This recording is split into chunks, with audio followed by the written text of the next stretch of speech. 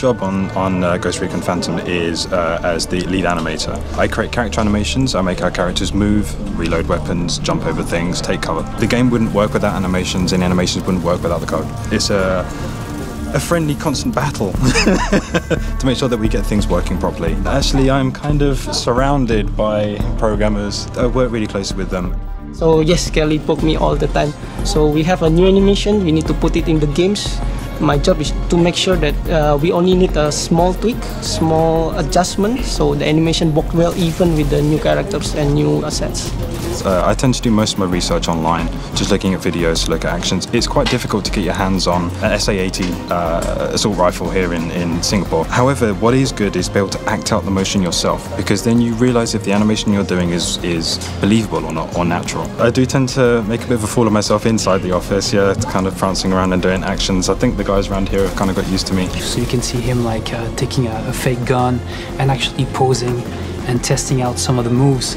And it's kind of funny, but it's very useful. I've been working with Kelly like all these years for movements, and I need to have this exact sound with his animation, and it all comes to these batches: game design, animation, then sound. Whenever I'm in the planning stage of doing an animation, I will call over Beige and I'll explain what I want the character to do and what I imagine the character is going to be doing. So it gives him a bit of a heads up so that he can be thinking about audio-wise what he's going to do and start to prep for that. Once I've finished the animation, I sit back down with him and show him through, and then he takes over and adds all the good stuff. Well, sound design is paramount for any game really, but Ghost Recon Phantoms in particular, because it really adds to the sense of immersion. You really feel like you are on the battlefield with your teammates fighting for the win. For Ghost Recon Phantoms, all the weapons start in Nicole's great list of guns.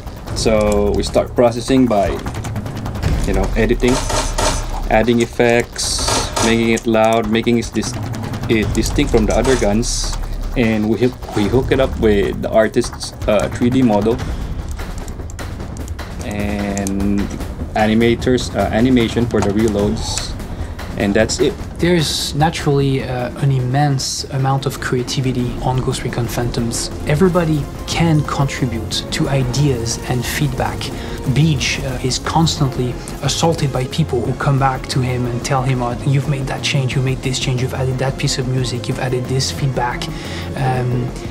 Because we can and because we care. What I want to do is I always want to please the players. The sound that I really like is the sound of the AK-12. I've been able to create a mark, something that is me, but it's not.